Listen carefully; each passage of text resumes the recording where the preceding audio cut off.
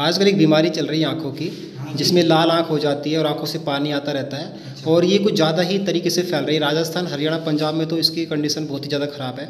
तो इसके लिए लोग बहुत ज़्यादा प्रयास कर रहे हैं, लेकिन फिर भी इस पर कंट्रोल नहीं किया जा रहा है। हमें क्या सावधानियाँ बरतनी चाहिए, इसकी क्या ट्रीटमेंट है और इसके क्या लक्षण हैं, और साथ के साथ मेडिसिन्स और आई ड्रॉप्स के बारे में हमें पूरी इन्फॉर्मेशन दीजिए, ताकि ये वीडियो जन जन तक पहुंच सके और ताकि वो अपनी प्रिकॉशंस यूज़ करके और सारी चीज़ें यूज़ करके, मेडिसिन यूज़ करके इस बीमारी से बच सके और एक दूसरे से फैल ना सके बीमारी। तो चलिए इसके बारे में कुछ बताइए।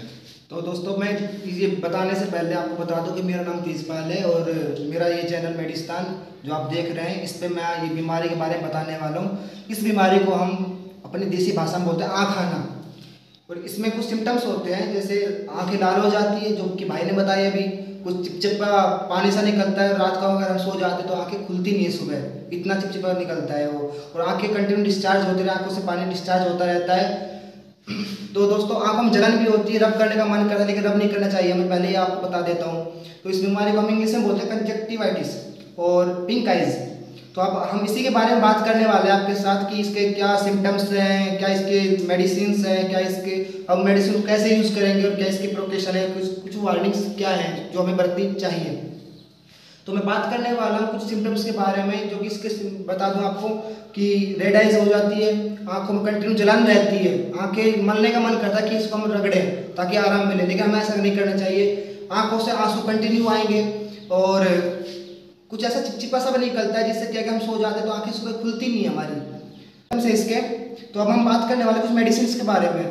इसकी हम जो मेडिसिन देते हैं, डॉक्टर जो मेडिसिन रिकमेंडेड करते हैं वो कुछ ऐसी है, जैसे आई ड्रॉप्स हैं, कुछ आई ड्रॉप्स जैसे सिप्रोफ्लोक्सासिन है, जेंटामाइसिन है और ऑफ्लोक्सासिन है।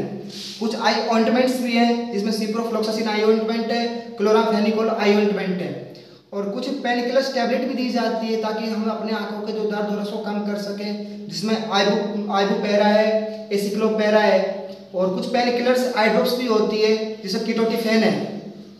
तो ये कुछ दवाइयाँ होती है जो कि यूज़ की जाती है, लेकिन एक चीज़ हमें ध्यान रखना है कि ये दवाइयाँ हमें बिना डॉक्टर के परमिशन के या बिना डॉक्टर की सलाह के किसी भी बच्चों के आँख में नहीं डालनी है, क्योंकि ये बीमारी कोई एज देख के नहीं आ रही है, छोटे बच्चों से लेकर बड़े बूढ़ों तक आ रही है। तो ये कुछ अलग अलग हैं जो डॉक्टर से सलाह करके हमें दवाई देनी चाहिए, क्योंकि बच्चों की दवा कुछ अलग ही आती है। तो अब हम बात करने वाले हैं कुछ जो कि मैंने आपको बताया है कि आई ड्रॉप्स है, जिसमें ऑफ्लोक्सासिन है, सिप्रोफ्लोक्सासिन है और जेंटामाइसिन आई ड्रॉप्स है। तो ये ड्रॉप्स है हम कैसे यूज करनी मैं आपको बता देता हूँ कि ज़्यादातर ये ड्रॉप्स 3 से 5 बार डाली जाती है, लेकिन कभी कभी जब ज़्यादा हो जाता है डॉक्टर इनको हर 2 घंटे में डालने के लिए सलाह देता है। फिर आती है आई ऑइंटमेंट्स। आई ऑइंटमेंट्स के बारे में आपको बता देता हूँ कि ये ज़्यादातर हमको रात को यूज़ करनी होती है, इसको दिन में यूज़ ना करें। और रात को यूज़ करने का इसका तरीका होता है, जो हमारी जो निचली आईलिड्स होती हैं उसको हल्का सा ऐसे करके काजल की तरह यूज़ करना है और फिर हमें सो जाना है। और उसके बाद आती कुछ पेन किलर्स, जो कि पेन किलर्स है मैंने आपको बताया आइबुपेरा, जैसे आइबुप्रोफेन प्लस पैरासीटामोल का कॉम्बिनेशन आता है, एसिक्लोफेनेक प्लस पैरासीटामोल का कॉम्बिनेशन आता है, जो कि दर्द को कम करने में काम में आती है और स्वेलिंग को भी कम करती है। अब हम बात करते हैं कुछ एंटीबायोटिक्स टैबलेट, क्योंकि ये बीमारी है तो एंटीबायोटिक्स टैबलेट तो हमें लेनी पड़ेगी। तो उसके लिए हम जो टैबलेट है वो है सिप्रोफ्लोक्सासिन, जो कि 500 mg में अडल्ट्स के लिए आती है। अब हम बात करते हैं कि सीवियर जब पेन होता है हमारे आंखों में, सीवियर पेन किलर से आती है कुछ आई ड्रॉप्स, जिसे हम कीटोटिफेन बोलते हैं, कीटोटिफेन आई ड्रॉप्स आती है। तो इसका यूज़ करने का तरीका भी यही है, इसको 3 से 5 बार डाला जाता है, लेकिन हमें फिर भी डॉक्टर की सलाह लेनी बहुत ज़रूरी है। अब हम बात करते हैं कुछ इसकी सावधानी के बारे में, क्या क्या हमें सावधानी बरतनी चाहिए। तो सबसे पहले मैं आपको बता दूं कि जो भी संक्रमित व्यक्ति है हमें उसे दूरी बनाकर रखनी चाहिए, चाहे वो घर का ही क्यों ना सदस्य हो।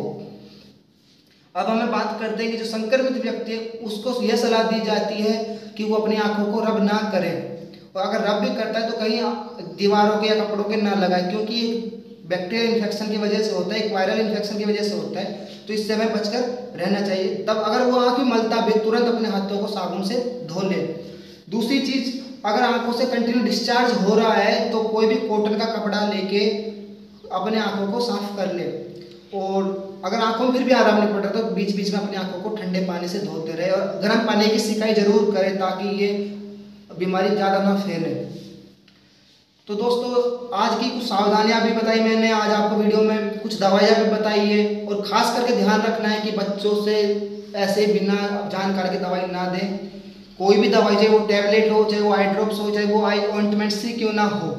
तो दोस्तों ये कुछ अलग अलग दवाइयाँ थी, कुछ प्रोकेशन थे, कुछ सिम्टम थे, और फैलने का कारण और बता दूँ आपको, इसके कुछ एलर्जिक रिएक्शन भी होते हैं, एलर्जिक प्रॉब्लम से भी फैलती है, केमिकल्स के एक्सपोजर से भी फैलती है, बैक्टीरियल के इन्फेक्शन से फैलती है, बैक्टीरिया से भी फैलती है, और कुछ वायरस से भी ये बीमारी फैलती है। तो दोस्तों आज की हमारी वीडियो आपको कैसी लगी है, और अगर अच्छी लगे तो वीडियो को लाइक कर देना, जन जन में शेयर भी कर देना दोस्तों, और जाते जाते चैनल को सब्सक्राइब कर देना। धन्यवाद।